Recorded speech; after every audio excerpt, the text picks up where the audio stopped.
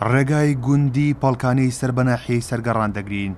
ئەو گوندە کوردنشینەی چەند ڕۆژێک بەر لە ئێستا ژمارەیەک عەرەب بە پشتیوانی هێزێکی عێراقی مۆڵەتی 72 سەعاتیان بە دانیشتوانەکەی دابوو بۆ چۆڵکردنی. وأنا عندي أرض زراعية وعقدي ساري المفعول. من زەوی زراعیم هەیە و گرێبەستەکەشی کارایە، چارەسەریش قانونە، دادگای فیدراڵیە. حکومەت خۆی بڕیارەداد ئەگەر مافم هەیە با بۆم بگەڕێننەوە. ئێمە ژمارەمان 8,000 کەس دەبێت و داوا دەکەین ماڵ و خان و زەویزارەکانمان بۆ بگەڕێننەوە لە ڕێگەی یاساوە. دانیشتوانی ئەم گوندە کە دوو جاری دیکە لە گوندەکەیان دەرکراون و بەر شاڵاوی تعریب کەوتون، سەرجەم بەڵگەنامە مێژوویەکانیان لە ڕێگەی کورسات نیوزەوە دەخەنە ڕوو کە دەیسەلمێنێت گوندی پەڵکانە گوندێکی کوردیە. ئەمە دانیشتوانی پەرکارێنە لێرەش لەدایک بوویمە لەو گوندەی کە من عمرم 4 سال 5 سال بووە کە عەرەبانە هاتن داگیریان کرد لە 75 بابری سەداڵ حوسێن. دوای لە 2003 کە پێشەوەی ببینەوە هەراتە ڕایان کرد چکە ئیوان نەبوو. ئێستا 14 ساڵە هەتا ئێستا عەرەبەکەم نەدیتە برێکا کە ئەوە مەفتەنی منە. ئێستا دەزانی ئێمە بڕێک لە وەسە باش دادینە. ئێستا 3 ڕۆژ دەبی تەقریبا 300 عەرەبە هێنایتە ناو دیەکەمان بە 12 هەمەڕەوە تعریب کراینە و فەرهود کراینە و 63 و 75 و کێشانەمان زۆرە. ئێستا مە دیسانشین سێ بارە دەبینەوە، یەکەم بارە نیە، سێم بارێ دووبارەش نیە. سێمین جارە هەندێک عەرەبی بەدوو هاوردا ئەوانە عەرەب نینە بەدوونە. بەدوو ئێمە خەرچی ڕەسەنی ئەو گوندەینە لە باب و باپیرانماوە. ئەو بەڵگەنامانەشم هەیە.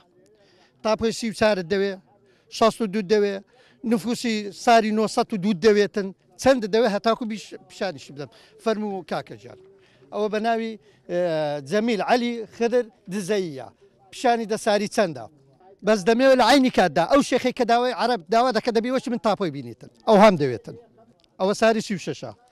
ئەوە نفوسی دەفتەر بابێتن یەک دەفتەری پەلکانم لۆ بینیتن لە سارەکانی 907 بالۆم بینیتن. بە چە حەقەک بە قەزا لەگەری دەکەم ئەگە قەزا دایوی ئەو بەڵگەنامانە هینا و پێشی هەموو کەسەشەم لێ بەجی دێنم بەس وەڵڵای بە عەسکەرتاریەت بە زۆرداری قەلابم هەیە هەمووی بە سەمارەکەی خۆمدا دەڕبێنم هێشتا لۆشی بەجی نایەلم. لە 2003 ئەمە گەڕانەوە جێگەی و ڕێگەی خۆمان ئیباب و باپیرمان ئەوانە بابرێن لە ساری 75 ئەمە لە چەند دەرێ بوونە.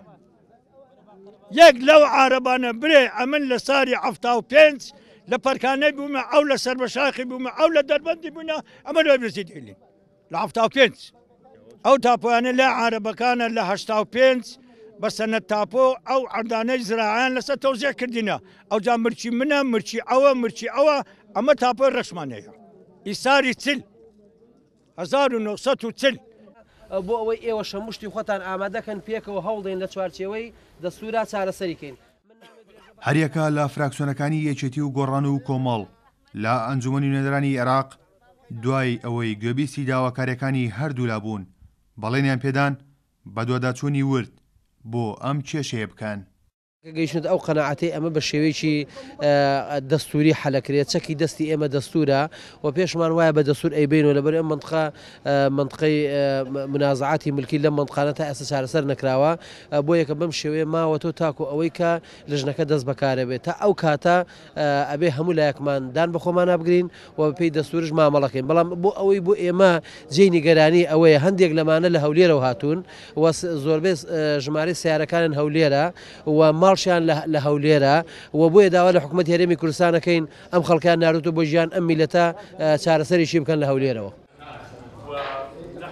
ئەو عەرەبانەی کە لێرن لە چوارچێوەی شاڵاوی تعریبدا هێنراونەتە پەڵکانە، بەڵام دوای ساڵی 2003 خۆیان گوندەکەیان بەجێهێشت. ئێستاش بەشێکی زۆریان لە هەولێرەوە گەڕاونەتەوە بۆ ئەم گوندە. گۆڕستان و خانوە کۆنەکانی ئەم گوندە بەڵگەیەکی دیکەن لە پاڵ تاپۆ و نفوسە کۆنەکانی دانیشتوانی گوندی پەڵکانە کە ئەوانش دەیسەلمێنن ئەم گوندە یەکێ بووە لە گوندە کوردنشینەکان و پاشان بەرشاڵاوی تعریب کەوتووە. کارۆن محەممەد، کورسات نیوز، گوندی پەڵکانی سەر بەناحیەی سەرگەڕان.